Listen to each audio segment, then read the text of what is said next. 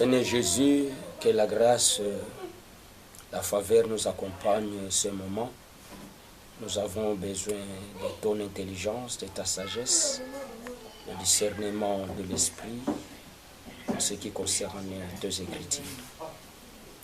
Bénis cette journée, que cette journée soit favorable pour nous.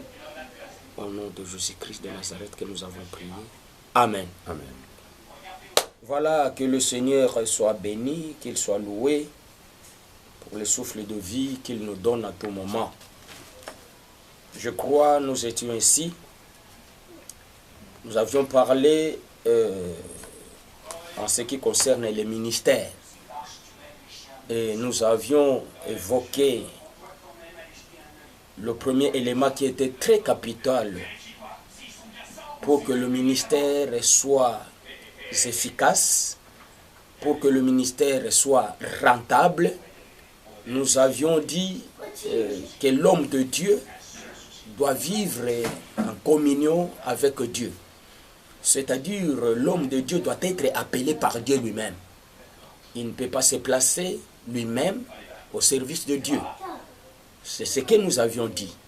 C'est-à-dire, l'appel fait partie de la force du ministère.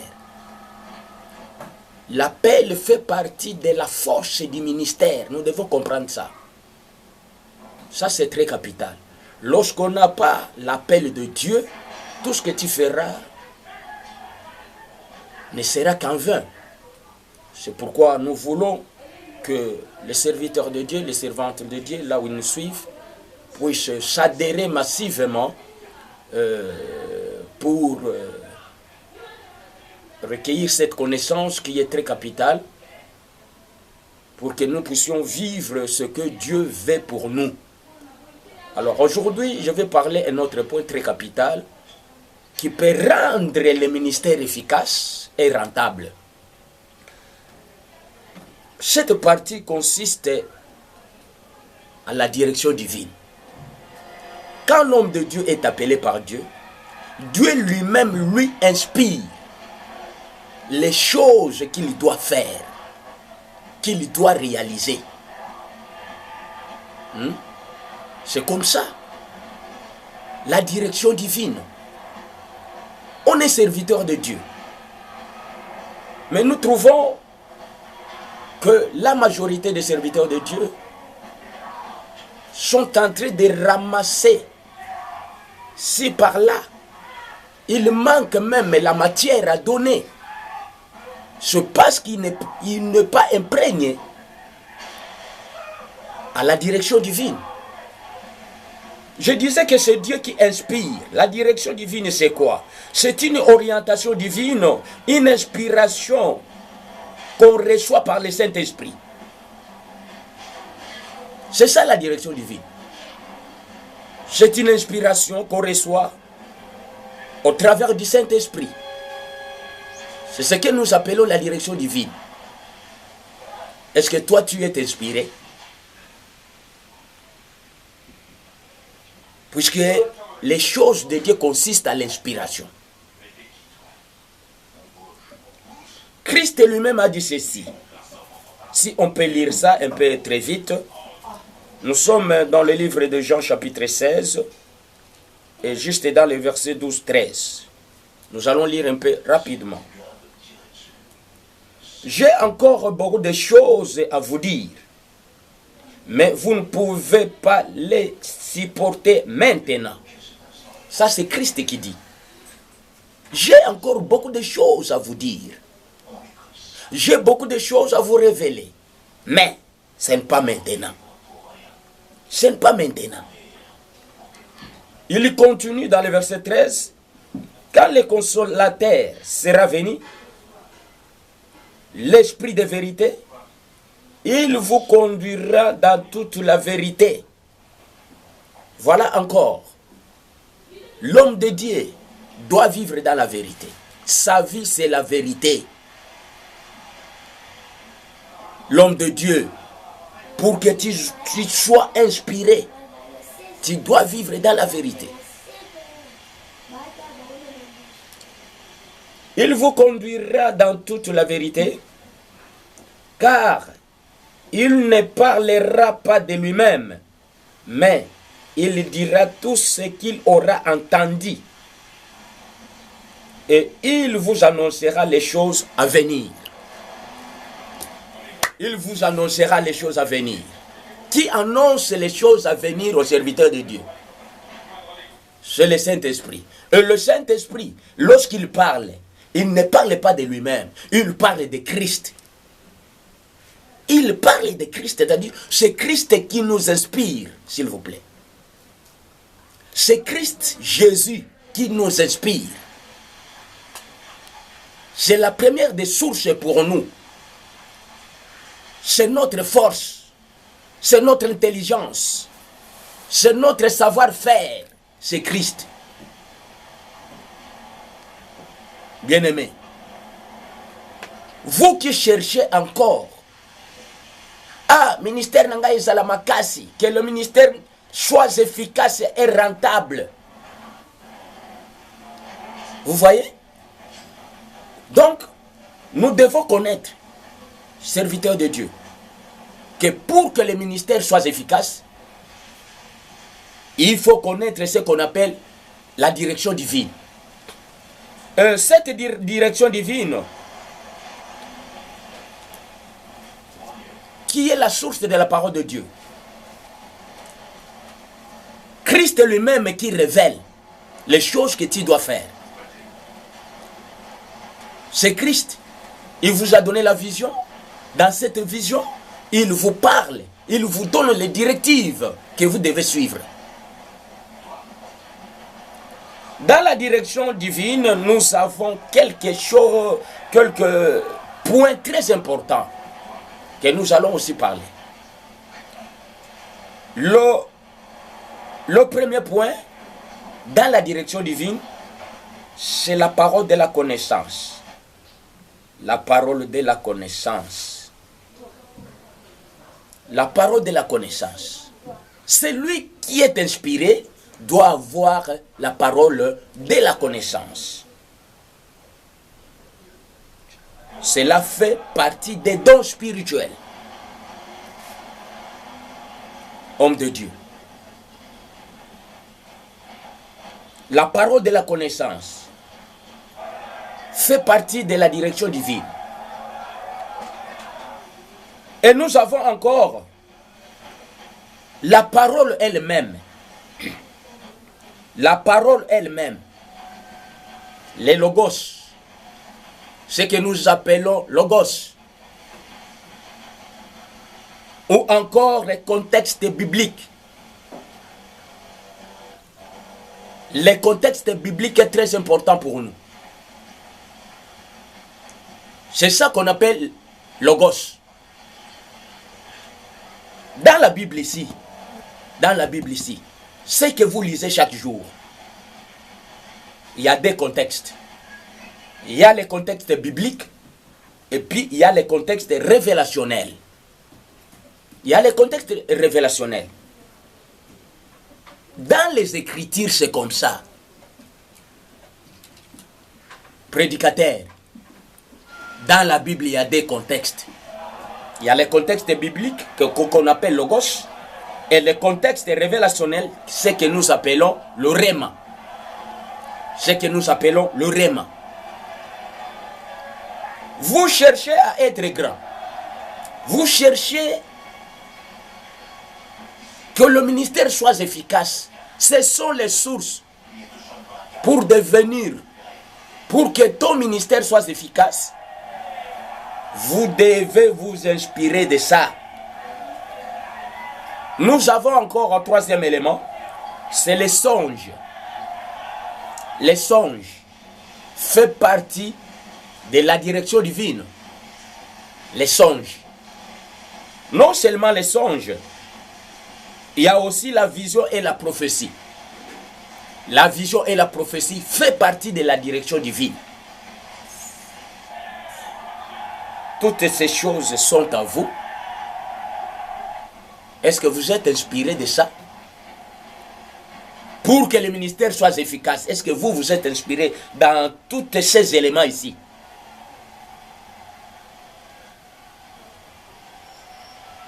Bien-aimés dans le Seigneur, Dieu nous aime beaucoup. Dans le contexte révélationnel ou encore le Réma, il y a encore ce que nous appelons le kérim, le kérima.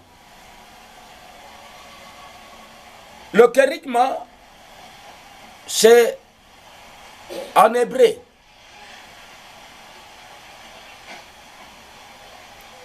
Là, il y a des choses aussi à l'intérieur.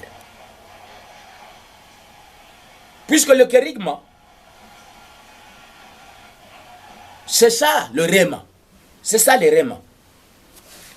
La vie d'un serviteur de Dieu est cachée dans ces choses que je suis en train de vous dire. La vie d'un serviteur est cachée dans ces choses que je suis en train de vous dire. N'allez pas chercher des fétiches, les marabouts, pour vous conduire en erreur. Ces éléments forment ce que nous appelons le langage de Dieu aussi. Ce que nous venons de citer, c'est-à-dire la parole de connaissance, la parole elle-même, les songes, la vision et la prophétie, forment ce que nous appelons le langage de Dieu. Ce sont les moyens par où Dieu parle aux serviteurs de Dieu. Pour obtenir cette grâce, il faut avoir une vie de sanctification, une vie de prière et la méditation de la Bible, des Écritures. Alléluia. C'est très important ça. C'est très important mon frère. Nous qui cherchons à être efficaces. C'est ça. C'est ça. Si vous avez ces choses ici en vous, tu n'auras pas le temps d'aller chercher les marabouts. Qu'on vous donne de l'onction. Non, l'onction c'est Christ lui-même. L'onction c'est Dieu lui-même. La source des inspirations c'est Dieu lui-même. N'allez pas chercher les gris-gris pour manigancer les enfants de Dieu dans les églises telles que nous voyons aujourd'hui. L'église est tripotée par ce qu'on appelle prophète aujourd'hui, par ce qu'on appelle pasteur aujourd'hui. Voyez l'église aujourd'hui est secouée par un mauvais vent des marabouts, le pasteur marabout, parce qu'ils n'ont pas de source. Ils n'ont pas de source. D'abord, une personne qui fait de telles choses, il n'a pas même l'appel, bien qu'il a une grande église, il n'a pas été appelé par Dieu. De deux, il n'a pas la direction divine qui peut lui permettre à grandir comme il faut. Adhérez-vous massivement. Adhérez-vous massivement. Ce POC TV.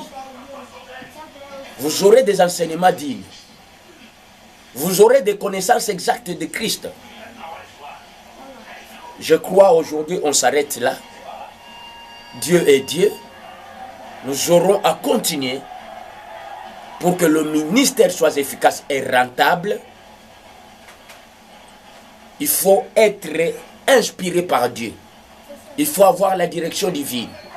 Dans la direction divine, je viens de dire déjà, les éléments que nous avons cités peuvent vous amener maintenant à pénétrer dans la direction divine. Je vous donne seulement les versets bibliques que vous pouvez lire.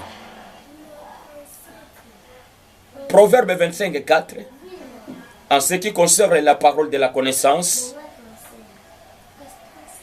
la parole elle-même, Jean 16, 12, 13, 1 Corinthiens 9, 4,5.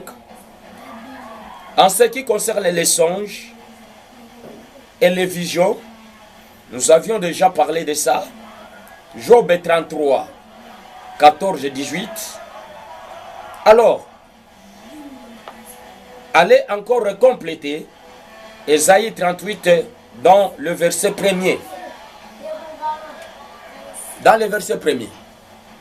Bien-aimés, nous allons nous arrêter par là, mais je veux finir un peu par le dernier verset, qui est Ésaïe 38 1er.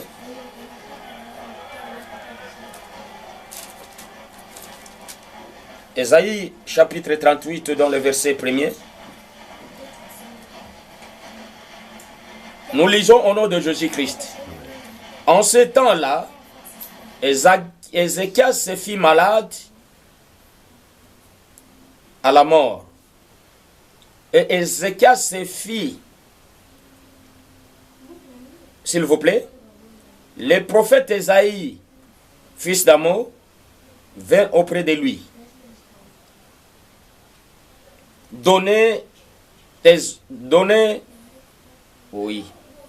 Viens auprès de lui. Ainsi parle l'Éternel. Donne tes ordres à ta maison, car tu vas mourir et tu ne vivras plus. Ézéchias tourna son visage contre le mur et fit cette prière à l'Éternel.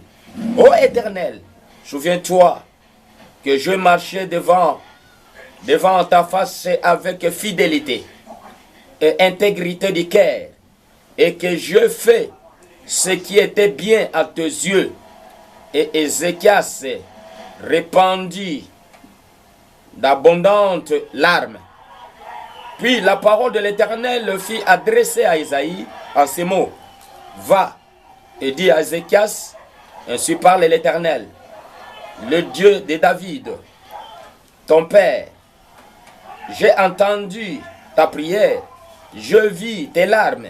Voici, j'ajouterai à tes jours 15 ans. J'ajouterai 15 ans. Pourquoi Dieu a ajouté 15 ans à Ézéchias? Pourquoi? C'est parce qu'Ézéchias, c'est une personne qui a marché dans l'intégrité. Il a marché dans la vérité de Dieu. Il a marché dans la fidélité de Dieu. Et il a fait du bien dans l'œuvre de Dieu. Vous voyez ça? C'est pourquoi Dieu est allé révéler au prophète Ésaïe, par révélation, que Ésaïe est parti auprès d'Ézéchias. C'est par révélation. C'est pourquoi la révélation est très capitale pour nous. La révélation est très capitale pour nous. Dieu a parlé à Ésaïe et Ésaïe a transmis le message à Ézéchias. Comme il marchait dans l'intégrité, dans la fidélité, Dieu a eu pitié de cet homme.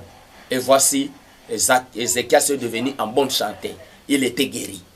Voilà, je crois, on s'arrête là-bas.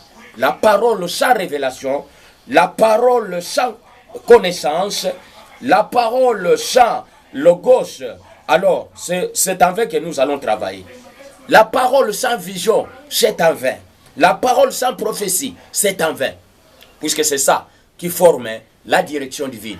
Merci beaucoup. Je vous invite que le Seigneur vous bénisse là où vous êtes. Que le Seigneur vous garde là où vous êtes. Suivez attentivement. Lisez les versets et vous comprendrez que les secrets de Dieu, c'est d'abord l'appel de ton ministère. De deux, vous devez être imprégné dans la direction divine. Merci beaucoup. Adhérez-vous. Si vous aimez cette vidéo, adhérez-vous et vous aurez de bonnes choses. Sepok TV, adhérez-vous à Sepok TV et vous aurez de bonnes choses. Que le Seigneur vous bénisse là où vous êtes. Merci beaucoup. On se retrouve. Père Céleste, bénis ton peuple. Touche les cœurs. Donne de l'intelligence, donne de la sagesse. Donne les inspirations pour que leur ministère soit efficace. Donne de la connaissance aussi, oh Dieu, pour que leur ministère soit efficace. bénisse cette journée, que cette journée soit agréable pour chacun de nous. Au nom puissant de Jésus-Christ que nous avons prié. Amen.